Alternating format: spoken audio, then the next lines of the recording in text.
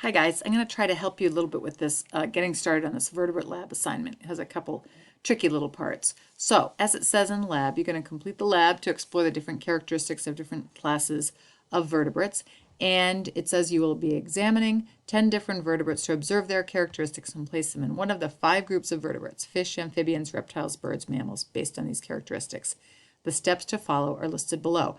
And there's a variety of steps. And the first step, if we go down a little bit, says make a copy of this Google Doc table. And you click on the link and it opens up a Google Doc.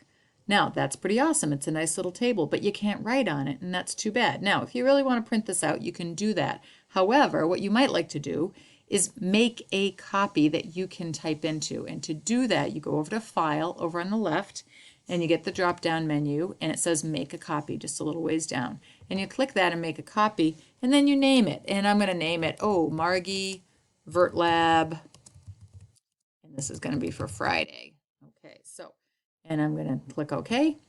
And then I have my copy. You can see it has the name up there, and it's in Google Drive, and it's automatically saved. And this one I can write on. Now, before we start writing on it, let's look at the directions. And the directions say, using the photos and other research sources, determine the appendages, body covering, temperature regulation, and breathing mechanisms of each of the 10 vertebrates below. Use this information to determine which of the 5 groups of vertebrates each animal belongs. Okay, and so we look down and it's like, oh, cool, giant tortoise. Oh, and look, we're going to select what type of appendages it has. And it says select 0, 1, or more appendages. Well, to do that, we need the photos, and the photos are in Canvas. So rather than going back and forth, what I'd like to do is to have them both show up at the same time. So what I want to do here is I want to restore down my Google page here, and let me get rid of this one completely because you don't need that, and make it a little bit smaller. And then I'm going to take this new one and I'm going to drag it over here so that I have them side by side. And over here, now I can go to Canvas, and I'm back on my Canvas page, and I have my Canvas page right next to my, excuse me, right next to my Google Drive page where I'm going to, my lab sheet where I want to put my information. So I go to step 2 on the Canvas page. It says examine these photos of the vertebrates to gather information to complete the table. And I look at the photo, and then it says put an X into the boxes in the table to indicate which characteristics each animal exhibits. And I look at the photo, and you can zoom into that photo. You can make them really big. They're good quality photos. There's also more information available here, but a lot of it you can just get from the photo. And then I look over here in the table, and I say, oh, okay, so the first thing we got to do is, so we have to get the appendages. And I'm going to slide this down. If that's hidden, you might need to move it over a little bit.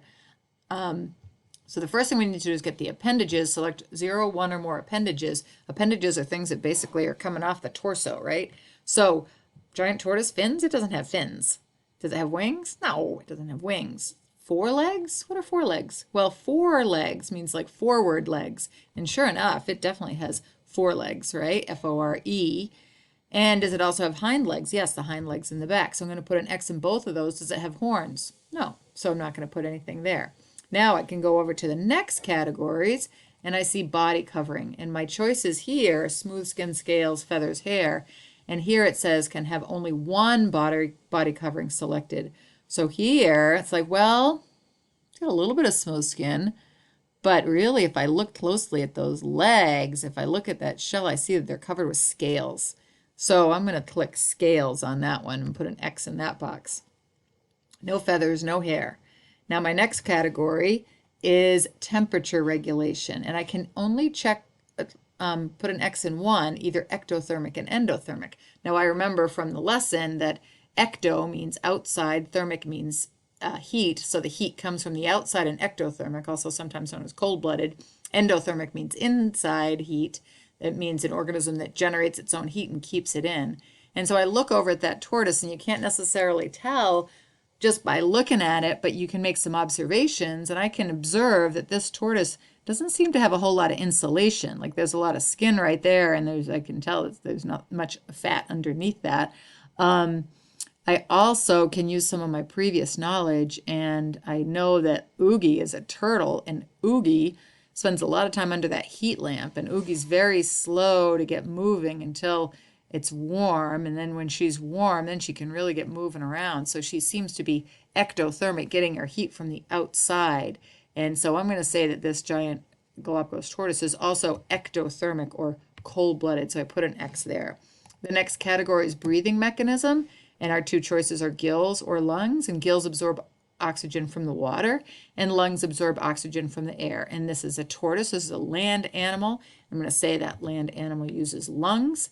And then the last category here is belongs to which group of vertebrates. Now you can do this at the end after you've gone through all of them if you like. Or I'm just going to go through this one right now, and I look at the characteristics and I say, well, okay, looking at these characteristics, so the giant tortoise, well, it doesn't have fins, and fish have fins, so it can't be a fish. And then we've got, amphibians, reptiles, birds, and mammals. And amphibians and reptiles are both ectothermic, and this is ectothermic. So it could be an amphibian, could be a reptile. What's the difference between those? And this is the difference right there. Amphibians have smooth skin. They don't have any scales, but reptiles do have scales. So I'm going to say that the category that this one is in is reptiles. So I'm going to enter reptiles right there, and then I go on down to the next one. Now, for the dodo, what we want to do is we want to do the same kind of thing. We're going to look at those categories here. And now we want to slide down on the canvas page to see the dodo. Oh, how cool is that? And we look and we say, well, no fins. Yes, wings, definitely wings. Forelegs? I don't think so. It looks like they may be turned into wings, but definitely hind legs. Okay, smooth skin? No. And this is an interesting one because it says body covering, you can only use one. Oops, I'm sorry.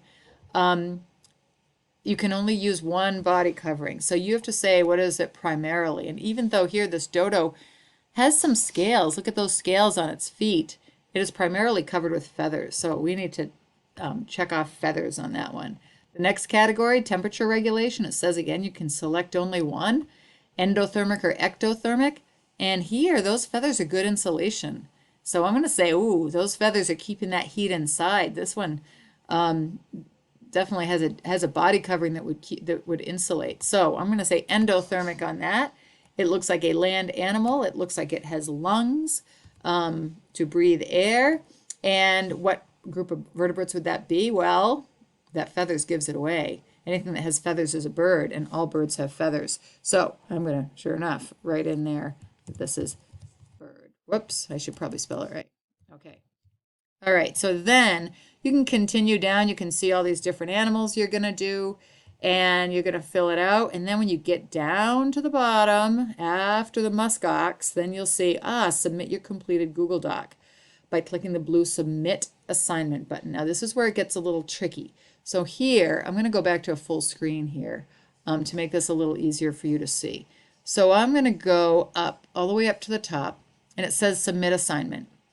Now, Submit Assignment, this little box comes up, and you have a bunch of choices here. And I think it usually comes up with File Upload, but you're going to want to choose More. And if you choose More, then, whoa, come back, sorry about that. Then, where'd it go? There it is. Then Google Drive will show up. And you click on Google Drive, and then hopefully your thing might show up. I'm going to have to just look for it for a sec. Margie. Here it is. I just typed in on the search bar. Yours might look a little different when you get that. I get the Vert Lab. It says check. I link it. And then it's right there. I hit Submit Assignment. Blammo. And then you sent it to me, and I will be able to see that. And that's all you need to do. So you don't have to take a picture of it. You don't have to mail me anything. You just did it all through Canvas and Google Docs, and that works out pretty well. Okay, good luck. If you have any questions, feel free to contact me.